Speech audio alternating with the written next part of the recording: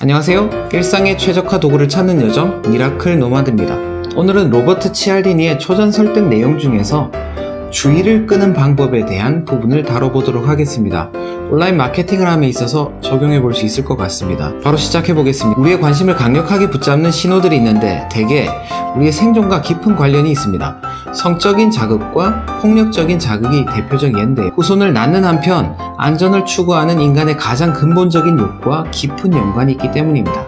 먼저 성적인 자극이 주의를 끈다는 점은 의심할 여지가 없습니다. 작가들은 이것을 작품에 녹이고 마케터들은 광고에 녹이고 행동과학자들은 성적인 연상을 슬쩍 끼워 넣어서 행동의 방향을 정하기도 합니다. 광고에는 어떻게 사용되고 있을까요?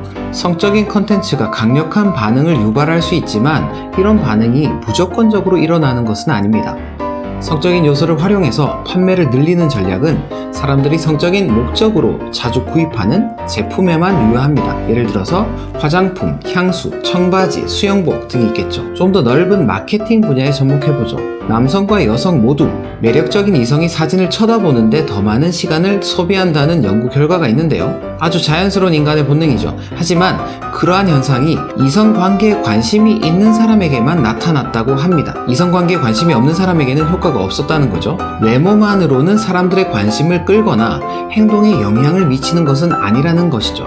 이성관계에 관심이 있어야만 한다는 사전 조건이 필요하다는 겁니다. 다음은 폭력적인 자극인데요. 폭력은 안전에 대한 위협과 직결되기 때문에 주의를 집중시킵니다. 자동차 사고가 나면 무슨 일인지 확인하고 싶어하고 잔인한 게임이 판매 1위를 기록하고 피 튀는 영화가 극장가를 휩쓸기도 하죠. 광고와 관련해서 살펴보겠습니다. 일반적으로 좋은 습관과 긍정적인 결과를 강조하는 메시지보다 나쁜 습관과 그로 인한 악영향을 강조하는 메시지가 훨씬 더 효과적입니다.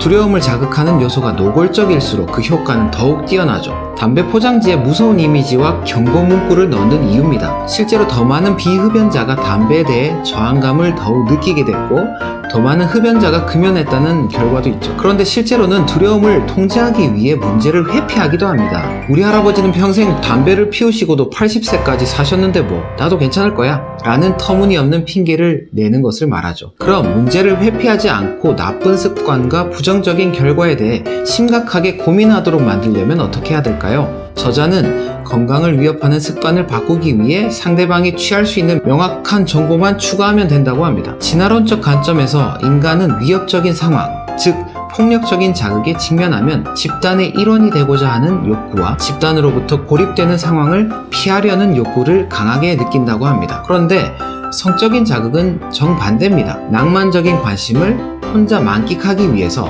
인간은 집단으로부터 어느 정도 떨어지기를 원하니까 말이죠. 이같이 상반되는 어울리고 싶은 욕구와 멀어지고 싶은 욕구는 광고에서 흔히 볼 수 있는 두 가지 테마와 완벽하게 겹칩니다. 한편으로 남들에게 뒤처지지 말라는 메시지를 던지면서 때로는 남들과 다르게 행동하라고 하죠. 그럼 광고 담당자는 어떤 것을 선택해야 할까요? 저자는 폭력적인 영화를 보고 있다면 어울리고 싶은 욕구를 자극하는 게 가장 효과적이라고 하고 로맨틱한 영화를 보고 있다면 멀어지고 싶은 욕구를 자극하라고 합니다. 샌프란시스코 현대미술관에서 실험을 했습니다. 매년 수백만 명이 방문한다고 인기를 강조하는 광고를 보여줬더니 폭력적인 영화를 보던 사람들은 박물관에 대한 호감도가 엄청나게 올라간 반면에 로맨틱한 영화를 보던 사람들은 미술관에 대한 관심이 줄어들었습니다. 이번에는 일반적인 박물관과 차별성을 강조한 광고를 보여줬더니 정반대 결과가 나왔죠. 로맨틱 영화를 보던 사람들에게는 성공적이었고 폭력적인 영화를 보던 사람들에게는 실패했습니다. 내용이 길었는데 책이 전하고자 하는 핵심은 간단합니다. 메시지 설득 효과는 직전에 어떤 경험을 했는가,